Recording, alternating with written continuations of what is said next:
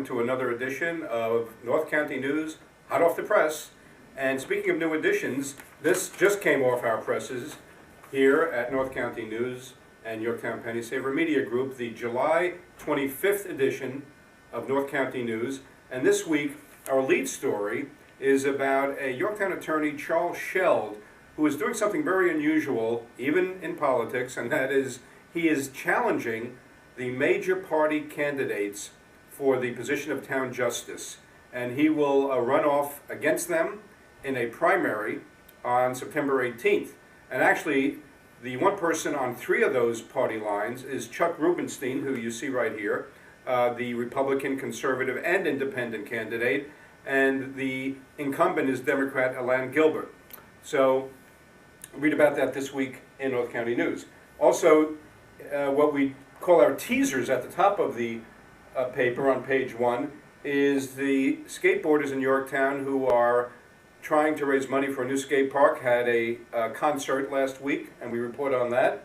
And of course, the big news this week, really in sports and even beyond sports in Westchester, are the Empire State Games starting Wednesday night and then playing through Sunday, the weekend. And we'll be reporting on that. And we have our dining feature on We All Scream for Ice Cream.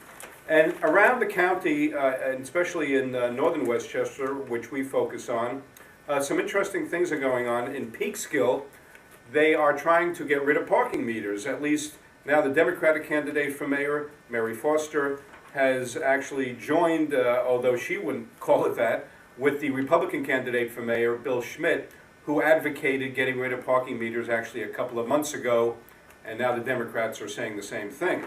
And over in Cortland, of special interest is that instead of just having Cablevision, Cortland approved Verizon coming in the next few years to provide cable service. And we hear that the same thing is going to be happening in Yorktown, by the way. And then also a very controversial issue and close to the hearts and front lawns of homeowners is Con Edison's cutting down of trees without notifying homeowners. Well, now a county legislator, Thomas Abenanti of Greenberg, is winning a lot of points with homeowners all around the county, saying that the county should be able to tell Con Ed when and how it can cut down trees on property, on private property. So that's just some of the highlights of this week's North County News. You can pick it up at your local newsstand if you don't already subscribe. And we'll see you next time on Hot Off the Press. This is Bruce Apar, Editor-in-Chief and Publisher.